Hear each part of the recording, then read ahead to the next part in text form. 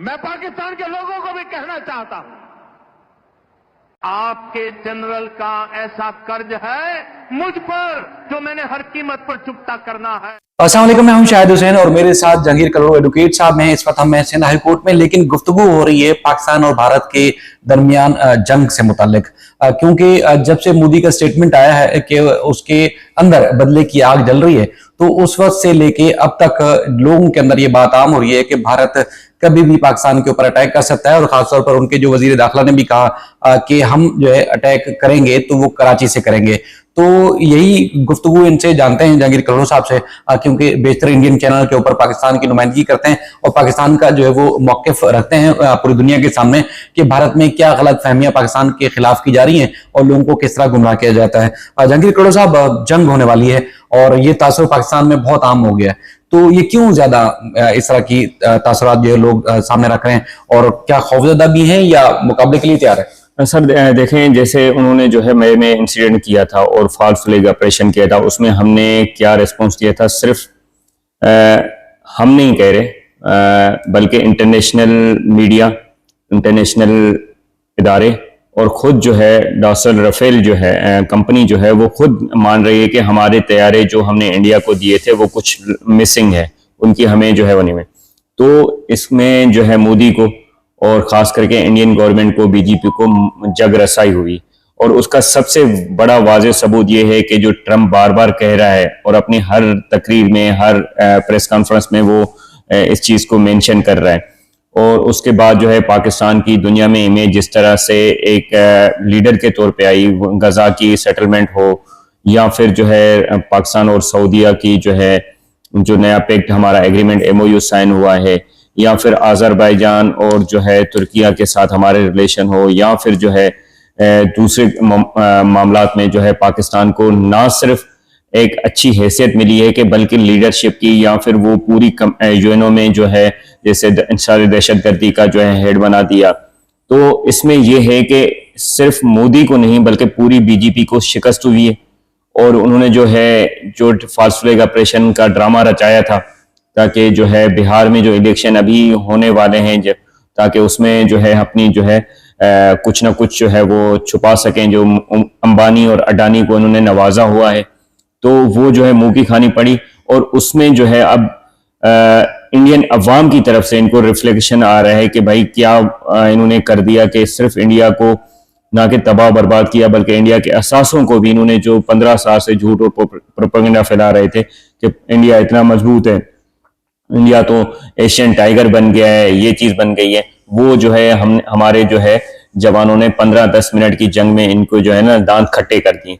तो मोदी साहब की स्पीच को आप किस नजर से देख रहे हैं? क्योंकि स्पीच में तो उन्होंने खुला कहा है कि वो बदले की आग में जल रहे हैं और बदला जब तक नहीं लेंगे तब तक उनकी शांति नहीं मिलेगी, उनको चैन से नहीं बैठेंगे। तो क्या पाकिस्तानी खौफजदा है इस सारे बयान के बाद? सर मैं थोड़ा सा आपको जवाब जो है थोड़ा साइड करके वो इसलिए दूंगा कि खौफजदा किससे होना चाहिए। खौफजदा मोदी तो खुद हो कि उसने लद्दाख में क्या कुछ कर डाला। एक जो है इतना जिसको नोबेल पीस इनाम मिल चुका है, दुनिया मानती है, जो है मैं नाम अभी भूल रहा हूँ, सिविल सोसाइटी के इतने बड़े मेंबर, जिसपे इंडियन मीडिया ही, बॉलीवुड भी 3 से 4 मूवीज बना चुके हैं, वांगड़ू, ठीक है। उसके अलावा जो है इन्होंने म्यांमार में लास्ट टाइम जो किया था, इनकी जो है पपेट गवर्नमेंट थी, नेपाल में उनके साथ क्या हुआ, बांग्लादेश में इनके साथ क्या हुआ, और दूसरे जो है कंट्रीज इनके साथ कैसे वो चल रहे हैं। हर किसी के साथ तो वो जो है मुठभेड़ करते थे, लेकिन वहां पे उनको इतना टफ टाइम नहीं मिलता था। लेकिन पाकिस्तान अवाम हमेशा, पाकिस्तानी फौज और मुल्क जो है इकट्ठे होके, और इनको पाकिस्तान ने टफ टाइम दिया है, ना बल्कि इस जंग में लेकिन पिछले भी जो है हमारे साथ जो इंडिया की हुई मामलात, उसमें हमने इनको अच्छा सबक सिखाए। अब खौफजदा किससे हो? आए रोज हमारे जो है जवान इनके जो प्रॉक्सी वॉर जो इनके छोड़े हुए होते हैं उनसे जो है उनको दांत खट्टे करते रहते हैं। तो हमारे लिए नई चीज नहीं है, भले इनको शो के कराची आ जाएं, कराची से पहले ये हमारे पास जो है ठट्टा आ जाए, हम इनको बड़ा अच्छा सा जो है सबक सिखाएंगे। और मैं तो ये कहता हूँ कि भले शाही मस्जिद में आ जाए, हम इनको जो है बड़ा अच्छा वेलकम करेंगे ठट्टे के शाही मस्जिद में, जो हमारी बड़ी तारीखी है। तो इनके सिर्फ गिदड़ भभकियां हैं कि अवाम को बिहार के, क्योंकि बिहार का जो वोट बैंक है वो ही किस्मत का फैसला करता है ताकि अगली हुकूमत जो है मरकज में किसकी बने। अच्छा, वैसे आपने जो है वो तासुर लिया हो, या आप चूंकि उनके मीडिया में बैठते हैं, वहां के सियासतदान जो पॉलिटिक्स करते हैं या पॉलिटिशियंस हैं वो झूठ बोलते हैं, वहां का मीडिया झूठा है, अवाम को इस तरह पाकिस्तान के खिलाफ या मुसलमानों के खिलाफ उकसाने की खास वजह कौन है? यानी कि उनके सियासतदान है या उनके मीडिया जो माइंड मेकिंग करता है? सर मैं इसको आपका बिल्कुल सवाल दुरुस्त है। देखें, ये उनके जो है जो इस्टेब्लिशमेंट है इंडिया की, वो हर चीज जो मीडिया को जो है एक हफ्ते की गाइडलाइन दे देती है कि आपको ये चीज करनी है, चाहे वो इंटरनेशनल रिलेशन में हो, चाहे वो अपने इंटरनल इनके मामलात हों, तो वो एक गाइडलाइन दे देती है कि उसमें फिर ना फौज की चलती है ना किसी और की चलती है। जो इनकी आरएसएसआर की, क्योंकि बीजेपी की ये रही है, क्योंकि बीजेपी चलती है प्योरली फंडिंग आरएसएसआर। आरएसएसआर फंडिंग कहां से लाती है? वो लाती है अंबानी और अडानी से। तो ये सारे जो है ना उनको वो गाइडलाइन देते हैं, बैठ के उनके हेड ऑफिस में सारी चीजें हफ्ता पहले ये मामला जाते हैं और उसके बाद उसी पे वो चलते हैं। और क्योंकि मेरा तो अच्छा खासा उनके साथ इंटरेक्शन रहता है, तो वो यही कहते हैं कि भाई हमें जो है हम मजबूर हैं ये जो है पर्सपेक्टिव देने के लिए कि हम इतने वो एग्रेसिव हैं, हम ये करने के लिए तैयार हैं, और वो उनको भी पता है कि हम झूठ बोल रहे हैं। दुनिया इनको जगरासाई होती है दुनिया में, लेकिन फिर भी इस बात को वो टिल्ट कर जाते हैं। तो क्योंकि उनको एक जो है गाइडलाइन आई हुई होती है, और गाइडलाइन कहां से आती है? उनको गाइडलाइन आती है आरएसएसआर से, क्योंकि वो प्रोपेगेंडा चलाती रहती है। और आपको भी पता है आरएसएसआर का मेन मोटो क्या है, और उनको जो है एनी हाउ कोई और बिजनेसमैन, कोई और आप देखेंगे कोई नहीं, सिर्फ दो चीजें ही उनको मिलेगी, रिलायंस, अडानी और अंबानी। और जो लद्दाख में भी इन्होंने हाल कर दिया, इतना पीसफुल जो है खित्ता था, उसको इन्होंने कहां से कहां कर दिया। और इतने वो कारगिल में, मैं खुद उनका वो देख रहा था, कारगिल में वो एक वो उनका फौजी फैमिली है जिन्होंने हमारे जो है ना जवानों को टफ टाइम दिया था, और उसको जो अभी लद्दाख में जो लोगों को जिसपे पीसफुल प्रोटेस्ट पे मारा है, उसमें 2 बेटे हैं उसके फौजी के गए हुए। तो वो कह रहा था मुझे जो है क्या मिला, पाकिस्तान को रोके या चाइना को रोके। तो ये चीजें हैं सर। तो अब ये तय क्या पाया कि झूठा सबसे बड़ा कौन है, सियासतदान या मीडिया? सर देखें, मीडिया का कोई कसूर नहीं है, इंडियन मीडिया का। उनकी जो है ना, अगर जो बोलते हैं दी वायर, उनका बहुत जो है क्रेडिबल इदारा है, और 1-2 और है। लेकिन वो वायर की जो है ना, दी वायर जो इनका एक वो वेब है चैनल है, या वो एक पॉडकास्ट वो करते हैं, तो वो उनको टफ टाइम काफी वो मिलता है, तो मजबूरन उनको वो होना है। उनके 2 से 3 अच्छे चैनल हैं जो बीजेपी के जो है ना मनोमन बातें मानते हैं। बाकी तो उनकी जो है ना ज्यादातर वो नहीं मानते। जिनको नहीं मानते उनके साथ जो है हाल क्या होता है, जो लद्दाख के जो है ना सिविल सोसाइटी के इतने बड़े जो है बंदे के साथ हुआ कि भाई आप क्यों नहीं। तो जो नहीं मानता उसको देशद्रोही और जो है उसको जो है गद्दार डिक्लेयर करके उसको जो है जेल दिनों में, घंटों में जो है सीबीआई के हवाले करके उसको जेल के हवाले कर देते हैं। और बड़े नाम जो है, बड़े बड़े नामों को उन्होंने, जर्नलिस्टों को, उनको बिहाइंड दी जेल जो है वो भेज दिया था। तो पाकिस्तान तैयार है सर? शुक्र अल्हम्दुलिल्लाह, हम पहले भी तैयार थे और अब उससे बेहतर तैयार हैं। तो शायद जो है इनके पास, इनके जहनों में जो खदोखाल पाया जाता है कि हम ये करके अपने जो है ना खोई हुई साख को वापस लाएंगे, शायद ये इससे बुरे तरीके से हारें। और क्योंकि उस टाइम जो है इनके साथ जो है इतने मामला खराब इनके नहीं थे इंटरनेशनल में, लेकिन अब तो दुनिया भी मान चुकी है कि ये हारे हुए कौम है। और उसके बाद सबसे हमारी अचीवमेंट, बड़ी अचीवमेंट हमारी सिफारिश तौर पे ये हुई कि हमारे फील्ड मार्शल की इमेज भी दुनिया में इसके बाद बढ़ी कि किस तरीके से उन्होंने अपनी सलाहियतों को यूज करते हुए तीनों अफवाजों के कोऑर्डिनेशन को बढ़ाते हुए ना सिर्फ जो है उनको बाय एयर टफ टाइम दिया कि बाय सी, और जो है उस पे बॉर्डर पे भी, इनको लैंड बॉर्डर पे भी हमने एलओसी पे भी अच्छा टफ टाइम दिया, तो इनकी दरअंदाजी को रोका। बिल्कुल, एक तरफ ये है कि अवाम को ना सिर्फ महफूज किया, पाकिस्तान को ना सिर्फ महफूज किया बल्कि एतमाद भी हासिल किया पूरी कौम का पाकिस्तान की अफवाज ने, तो ये एक बड़ा जबरदस्त रह गया है। दूसरा ये है कि लोग जो है मानते नहीं थे, कि आज भी अगर किसी इंडियन दोस्त से बात हो तो वो कहते हैं नहीं बिल्कुल इंडिया में कोई ऐसा नुकसान नहीं हुआ। लेकिन अब मोदी साहब की जो स्पीच थी उससे आप सबको अंदाजा हो गया होगा कि S-400 कैसे तबाह हुआ, राफेल्स कैसे गिराए गए, इसके अलावा क्या क्या नुकसान हुआ वो अब मोदी साहब ने अपनी स्पीच में पूरी आवाम को बता दिया है। लेकिन उसके बावजूद भी अगर अंधभक्त ये ताना दें कि जी हम सबसे ज्यादा जो है वो सुपीरियर हैं, तो फिर वो अब नजर आ रहा है। दूसरा मामला, बहुत सारे दोस्त हमें कहते हैं केसेस के हवाले से जो कि गुलाम हैदर के बच्चों से मुतालिक वहां पेंडिंग है।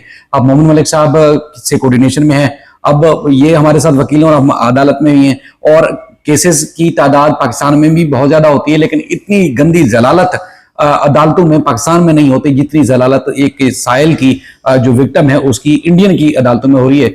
हमारी बात हुई जो लास्ट 4 अक्टूबर को केस था गुलाम हैदर के बच्चों से मुतालिक फरीदाबाद हरियाणा की कोर्ट में, तो वो मोहन मलिक साहब ने बताया कि उनको जो डेट मिल रही थी वो तो 2026 के कोई चौथे 5वें महीने की मिल रही थी। यानी कि हजारों केसेस पेंडिंग एक डिस्ट्रिक्ट की अदालत में पड़े हुए हैं, तो उसका कोई फैसला नहीं हो पाता। यानी कि इतनी बड़ी तादाद में आवाम है, इतने बड़े क्राइम वहां चलते हैं या एक क्रिमिनल सोसाइटी है, तो उनके केसेस पेंडिंग में अदालतों में बहुत ज्यादा है। तो बहरहाल 26 फरवरी की डेट मिली गुलाम हैदर के केस को, 26 फरवरी 2026 की डेट मिली, तो आप अंदाजा लगा सकते हैं कि कितना मुश्किल काम होगा वहां की अदालतों से इंसाफ लेना। और फिर जो इनके सपोर्टर हैं जो कि मीना खानदान के, वो ये कहते हैं देखे जी लेके दिखा देना। मसला ये है कि जहां से लेके दिखाना है वहां केसेस इतना पेंडिंग पड़े हुए हैं, वहां इंसाफ ही नहीं मिल रहा लोगों को, तो फिर जीत किसकी होगी? यानी कि वो कहते हैं कि मुद्दाई भी तुम, मुलजिम भी तुम, मुनसिफ भी तुम, इंसाफ करने वाले भी, तो फिर इंसाफ किससे इंसान मांगेगा? तो ये कमजोरी गुलाम हैदर की या किसी पाकिस्तानी की नहीं, बल्कि इंडियन की पूरी सोसाइटी किस तरह करप्ट है, एक बदनुमा दाग है वो एक पूरी सोसाइटी पूरे माशरे के ऊपर, तो वो पूरा एक्सपोज हो रहा है। हमें इस चीज से कोई फर्क नहीं पड़ रहा। तो इंशाल्लाह इंसाफ मिलेगा, आज नहीं तो कल चेंज आएगा। और मैं इसमें थोड़ा सा आपको कहूंगा, अभी हमारी बात यही हो रही थी कि जो जज होता है या वकील होता है या डॉक्टर होता है, हमारे 5-6 ऐसे प्रोफेशन है जिसमें मजहब को, जिसमें फिरका वारियत को, जिसमें पॉलिटिक्स को इन्वॉल्व नहीं किया जाता, यानी ये उन सबसे जो है ना ऊंचा होता है। तो इसमें जो लर्नेड जज साहब हैं, शायद वो जुडिशल माइंड अप्लाई करके इसको 2 से 3 हेयरिंग में ही जो है डिसाइड कर लेते हैं, क्योंकि मामला बड़ा जो है ना क्वाइट एंड क्लियर है, कि यानी कि ब्लैक एंड व्हाइट है कि बच्चों की वेडलॉक में जो पैदाइश हुई वो किस बेस पे हुई थी, शादी किस बेस पे हुई थी, बच्चे जो है जो उनकी स्टेटस है वो कैसे वो हुआ था, और दूसरा बच्चे इंडिया में कैसे पहुंचे, और बच्चों का जो वालिद है क्या वो नेचुरल गार्डियन है नहीं है, वो क्या है। तो वो प्योरली अगर वो जुडिशल माइंड अप्लाई करते तो मेरे ख्याल से इश्यूज बहुत कम थे, और सेटल करके एविडेंस की तो बात थी ही नहीं, क्योंकि क्वाइट सारा डॉक्यूमेंट्री एविडेंस था, तो वो सुपीरियर को भेज सकते थे, अपना वर्डिक्ट सुना सकते थे। लेकिन मैं ये यहाँ पे थोड़ा सा क्लियर करूंगा, आपकी बात बिल्कुल मनोमन 100% जायज है कि शायद वर्कलोड भी वहां पे ज्यादा हो, लेकिन जब आपको इंसाफ करना होता है तो उसमें ये चीज नहीं देखी जाती कि कितना वो है।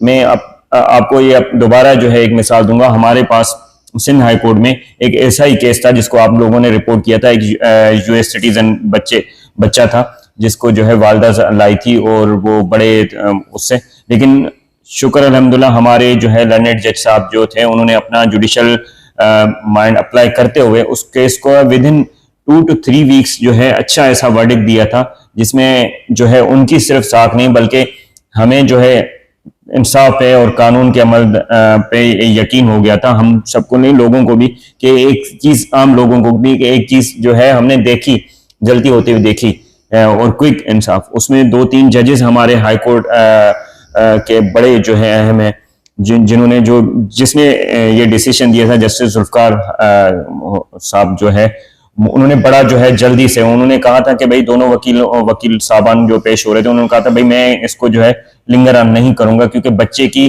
फ्यूचर का मामला है और कस्टडी का मामला है, और बच्चे की जो है ना एटमॉस्फेयर कहाँ पे कैसे वो ग्रो करेगा, तो उस पे था। तो ये अगर जज साहब जो है वो तो मजिस्ट्रेट या सिविल जज, फैमिली जज वो है, लेकिन मेरे ख्याल से बड़े जो है ना सारी चीजें वो करके पास हुए, तो वो अगर फैसला देते तो बड़ा क्विक दे सकते थे। लेकिन दूसरी बात जो एस्पेक्ट हम दूसरा इसका देखेंगे, उस पर भी बहुत प्रेशर है, जिस तरह से केस के आईओ बार बार चेंज किए जा रहे हैं वहां पे, और किस तरीके से उसको वो किया जा रहा है, तो इसमें भी उनको जो है सर्टेन डायरेक्शन होंगे हिडन सोर्सेज से कि भाई इसको लिंगर ऑन करते जाओ, क्योंकि अल्टीमेटली ये मामला जो है इंटरनेशनल तौर पे भी जो है जगहसाई का सामना करना पड़ेगा, ना सिर्फ जो है इंडियन को बल्कि इंडियन जुडिशियल सिस्टम को भी, कि ये किस तरीके से ये फ्रॉड और ये चीजें करते हैं। बिल्कुल, जैसे आपने दुरुस्त फरमाया, प्रोफेशन चाहे जज का है, वकील का है, डॉक्टर का है, इवन की जर्नलिज्म का है, उनका कोई धर्म नहीं होता। वो सब तमाम जो मजहब हैं, मजाहब हैं, धर्म है, उनके लिए इक्वल वो काम करते हैं या इक्वल उनको समझते हैं। उनका जो भी एक ह्यूमन एंगल से उनका स्पेस है वो उनको देते हैं। लेकिन या सीमा को या बच्चों को कोई बेनिफिट मिल रहा है इंडिया में, तो वो धार्मिक बेनिफिट मिल रहा है, ना कि जो उनका संविधान जो कानून है वो कहता है उस मुताबिक जो है वो गुलाम हैदर को इंसाफ मिले, बल्कि एक धार्मिक हिसाब से, एक मजहब के लिहाज से उसको मजहब की आड़ में, हिंदू मजहब की आड़ में उसको फायदा देकर इसी तरह केस को लटकाया जा रहा है, जिसके हवाले से आवाज उठ रही है और इंशाल्लाह मजीद भी उठती रहेगी। सर आपका बेहद शुक्रिया, थैंक यू। आप सबका भी बेहद शुक्रिया। अल्लाह हाफिज।